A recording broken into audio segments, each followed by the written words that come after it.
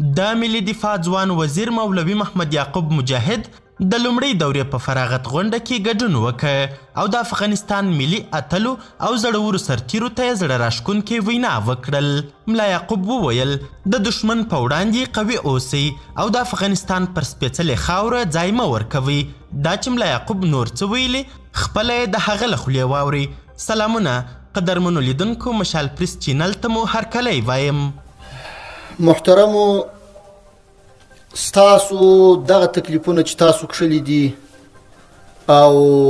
تر دې پړاو مو ځانونه را رسولي دي، دا د یو عظیم او لوی مقصد دپاره دي. هغه مقصد دا دی چې تاسو خپل سرونه پر لاسونو او پر ورغو باندې اخیستي دي او د اسلام او وطن هر هغه دشمن چې یا و اسلام ته تاوان رسوي او ضربه ورکوي او یا موږ ستاسې د وطن په مخالفت کې او یا د وطن په خلاف یو څه کوي، د هغوی مقابله به کوي او دا مقابله به موږ او تاسې دوامداره کوو، تر هغو به کوو تر څو چې ژوندي یو. هیڅکله به ستړي کېږو نه، هیڅکله به مایوسه کېږو نه، هیڅکله به په تکلیف کېږو نه باید لوږه را باندې وغمیږي، نه باید تنده را باندې وغمیږي، نه باید ستړیا را باندې وغمیږي او نه باید بېخوبۍ او بدخوابۍ را باندې وغمیږي، نه باید زخم او شهادت تکلیف راکړي.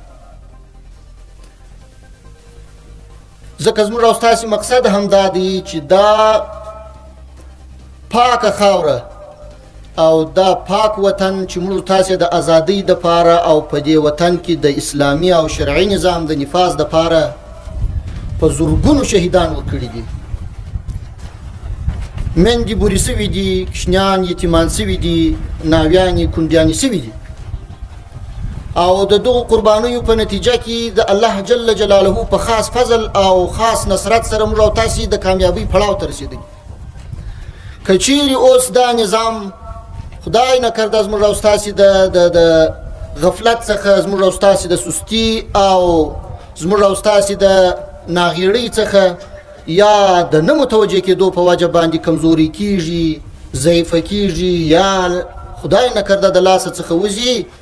موږ او تاسې به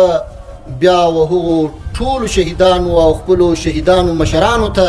کونډو او یتیمانو ته او دې ولس ته مسؤول یو. په ورځ د محشر به پوښتنه راڅخه کوي چې هغه نظام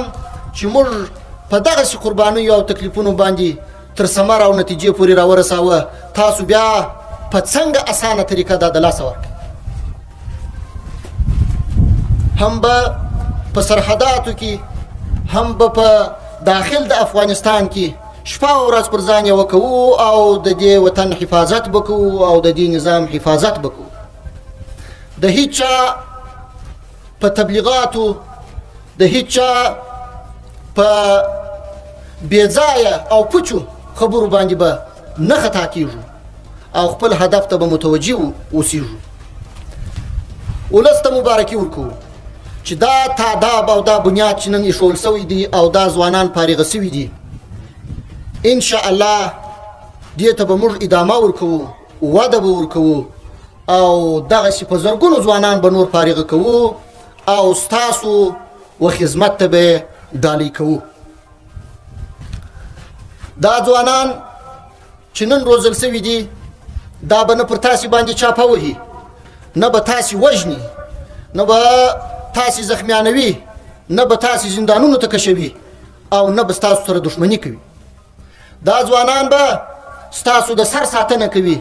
دا ځوانان به ستاسو د عزت ساتنه کوي، دا ځوانان به ستاسو د مالونو ساتنه کوي، دا ځوانان به ستاسو د اولادونو ساتنه کوي،